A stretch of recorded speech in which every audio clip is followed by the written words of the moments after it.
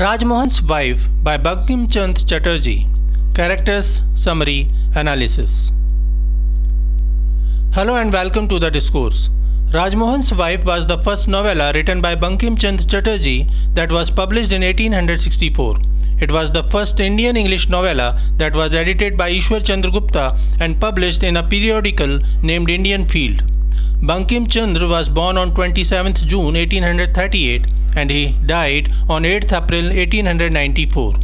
He got his postgraduate degree in law from the University of Calcutta in the year 1869. He joined British Indian government as a Deputy Magistrate in 1858 and retired as a Deputy Collector in 1891. Despite his job, he was a staunch Hindu nationalist who through his literary works continued to strengthen the Indian struggle for independence against the foreign rule. Rajmohan's Wife was a romantic suspenseful thriller that was followed by Durgeshnandini, his first Bengali novel published in 1865. Rajsimha was his first historical fiction novel that was published in 1881 and was later translated into Hindi by Bhartendu Harishchandra.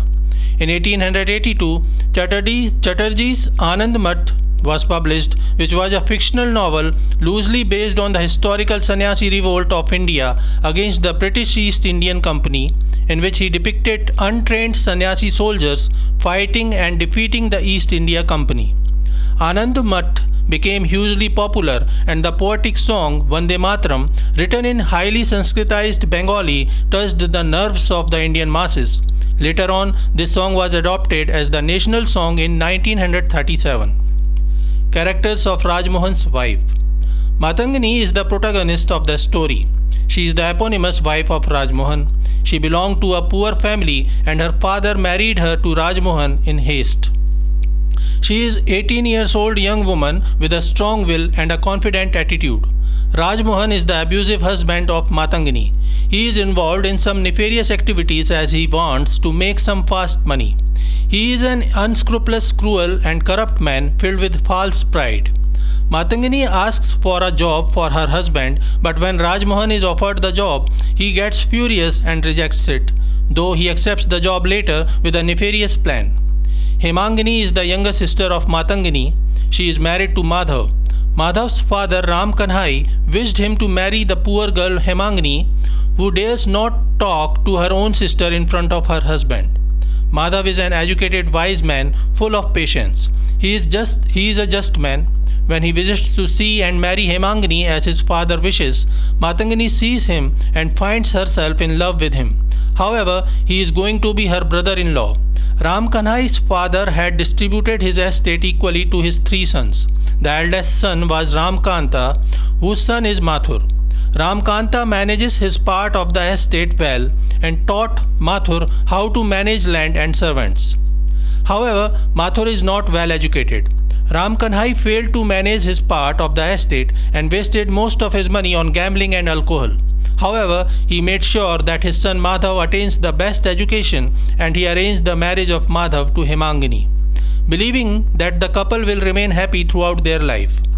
Ram Kanta and Ram Kanhai's third brother Ram Gopal remained childless. Before he died, he transferred his share of the estate to Madhav as he considered him just and good-hearted on the condition that Madhav will take proper care of his wife after his death. Tara is the second protagonist, the first wife of Mathur, who is a childhood friend of Madhav. She has a soft corner for Madhav as she knows he is the better and a principled man. Mathur remarries Champak and takes her as his second wife. Mathur is jealous of Madhav and wishes to grab the estate he got through the will of their uncle Ram Gopal. Sardar is the leader of a dacoit gang who is trying to steal the will of Ram Gopal from Madhav so that Mathur may claim his right to that part of the estate. Piku is an alias of Sardar. Kanakmai is a 30-year-old unmarried woman who befriends Matangini. Karuna is a servant of Mathur's house who helps Tara. Summary of Rajmohan's Wife. It is a woman-centric story that revolves around the property dispute. The first woman to be discussed is Ram Gopal's old widow. She is a gullible, submissive woman whose husband recently died. Before dying, he gave rights to all his property to his nephew Madhav, an educated man who graduated from the University of Calcutta. One may infer that Bankim Chandra depicted the character of Madhav in his own image. A young, good-looking man, well-educated, reading English literature while sitting on his armchair. Madhav has to take proper care of his aunt, as this is the condition of the will of his uncle Ram Gopal. However, Mathur, the cousin of Madhav, is jealous of him. Madhav's father had wasted all the share of his estate on gambling and alcohol, while Mathur's father was a cautious person who taught Mathur how to manage the estate and servants. Mathur is an antithesis of what Madhav is. He is impatient, jealous, greedy, rude, and inhuman to servants and others. To grab the rights on his dad Uncle Ram Gopal's estate, he plans to instigate his widow's aunt to file a case in court that the will was forged. Another part of his plan is to steal the original will from Madhav so that his aunt may win the case in court. He manages to instigate his aunt against Madhav, and to succeed in the second part, he appoints a notorious dacoit Sardar who, along with his right hand Bhiku, tries to rob Madhav's house. Their accomplice is Rajmohan, a greedy, rude and corrupt man. The second woman is Matangini, an 18-year-old beautiful married woman who is principled and honest. She belongs to a poor family. Her younger sister is Hemangini. Ram Kanhai once saw Hemangini and wished her to become his daughter-in-law. He had devoted himself to the better education of his child Madhav and wished to get him a good, beautiful, submissive wife. Madhav agreed to his father's wish. However, Matangini was the elder sister, so Hemangini's father decided to marry Matangini first. Matangini had seen Madhav and he was the person she dreamed to spend her life with. But Madhav's marriage was arranged with her younger sister Hemangini and she could do nothing about it. She was happy for her sister. In haste, Matangini's father gives her hand to Rajmohan without enquiring much about him. He is a lazy, greedy person with no money and no proper education. He is a frustrated man who is always rude to his wife Matangini. Matangini asks Hemangini to talk to Madhav and get a job for Rajmohan so that their financial condition may improve. While Hemangini fails to talk about this to her husband, Madhav himself offers a job to Rajmohan and asks him to shift to his estate in Radhaganj and work as the supervisor. Rajmohan feels insulted by this offer and rejects it furiously. However, he has nothing else to do. Thus, he accepts it and shifts to Radhaganj later. Now the two sisters are living in the neighborhood. One other neighbor of Matangini is Kanakmai, who becomes a close friend of Matangini. Whenever Rajmohan mistreats her, Matangini shares her pain with Kanakmai. Kanak knows that Matangini is trapped in wedlock with the wrong person. She is the only one who knows that at heart Matangini loved Madhav, her younger sister's husband. One day, Matangini goes to fetch water from the well with Kanak. She covers her face in her sari, but when she returns, a gush of air removes the veil from her head. Two men, Madhav and Mathur, see her from Mathur's window. Madhav recognizes her as his sister-in-law. Mathur takes a deep breath as he is impressed and sexually aroused by this beautiful woman. Madhav admonishes him for his reaction. Back at home, Rajmohan gets angry at her for leaving home without his permission and shouts at her. Matangini silently faces the abuse hurled at her by Rajmohan. As he calms down a little bit, she goes to her chamber and locks herself up. In the evening, when Rajmohan's aunt asks her to have some food, she declines and pretends as if she is sleeping. She thinks of her childhood days when she was always happy with her sister. To get some air, she opens up the window of her chamber and sees two silhouettes talking to each other. As she listens to them, she comes to know that one of them is Rajmohan, her husband, and the other one is notorious dacoit Sardar. They are planning to attack Madhav's house to rob him. Rajmohan confirms that the will that Sardar wants to rob is at Madhav's house and gets a promise for obtaining a good share of the loot. Madhav is her sister's husband. Matangini couldn't let any harm reach his house. Thus, she decides to go against her husband and warn Madhav about the imminent attack.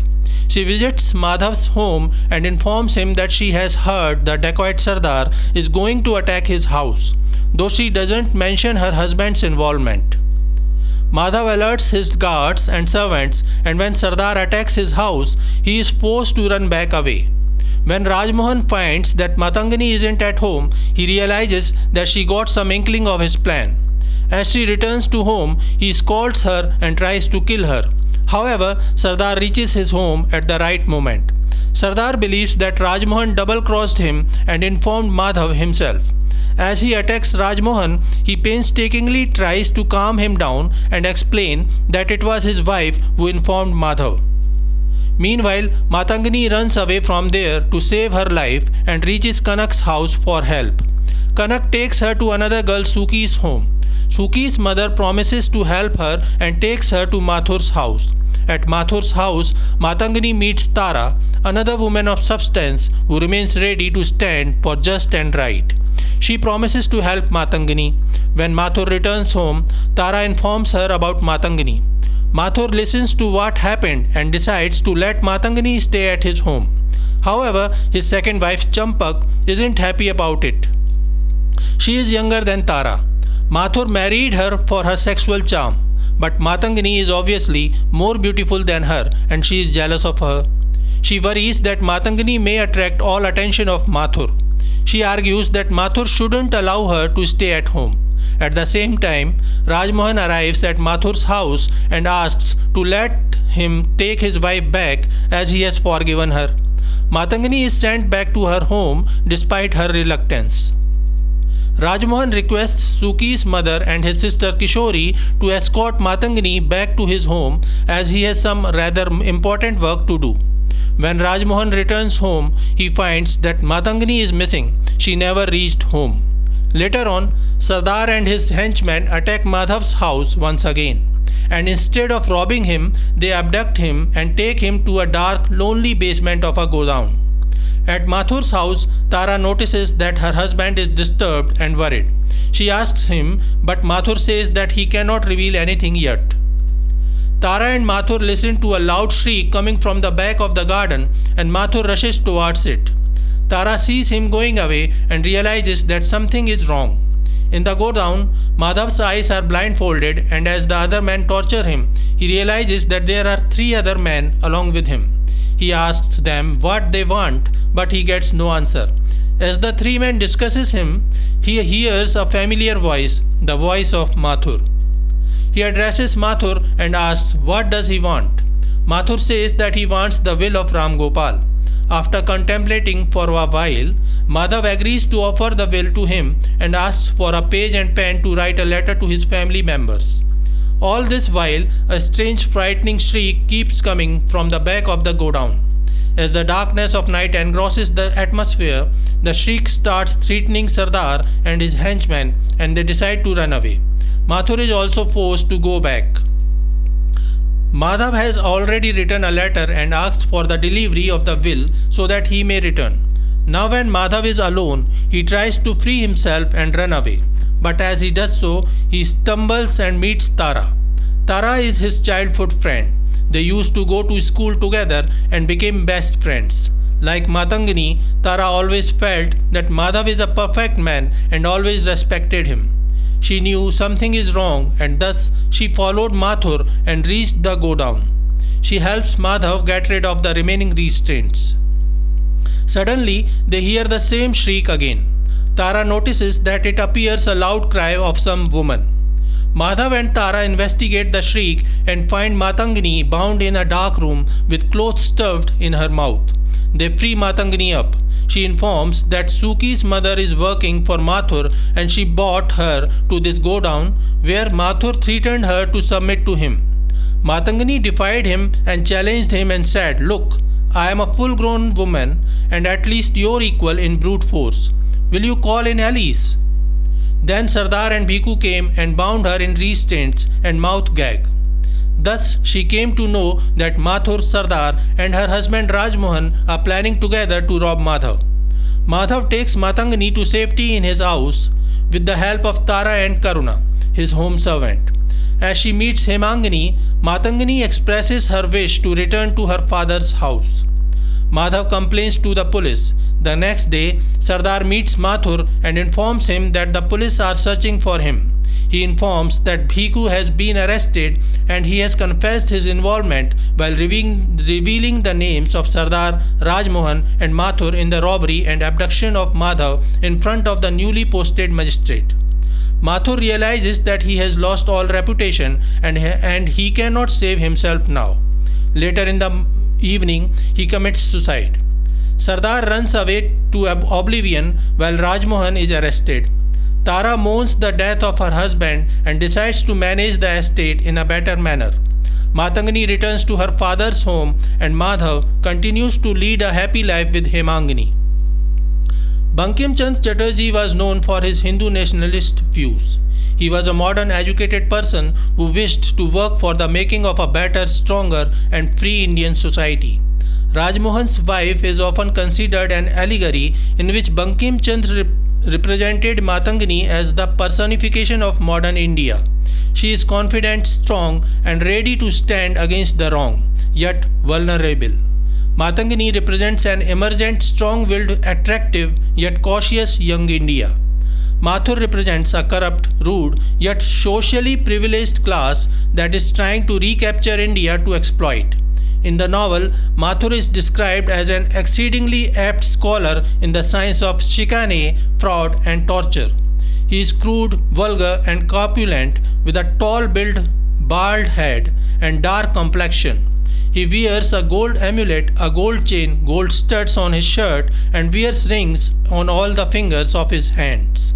He abducts Matangini and imprisons her in the cellar of his godown, determined to gratify at once both revenge and lust. Madhav is totally opposite to Mathur. He is a remarkably handsome young man of about 22. He is well educated and though he belongs to the same socially privileged class of Jamindars as Mathur, he is principled. Yet he lacks the energy and vitality that Matangini and Tara exudes. The other man is Rajmohan, who represented the younger class of Bankim Chandra's time, that got lampooned and affected by colonialism. Rajmohan represents a person who couldn't value his people, his society, his country and his civilization. Rajmohan is offered a job by Madhav. Had he been principled and honest, he might have worked wonders. Yet he chose to be disloyal to him and looked for easy money by getting involved in the plan of Mathur and Sardar to rob Madhav. So this is it for today. We will continue to discuss the history of Indian literature. Please stay connected with the discourse. Thanks and regards.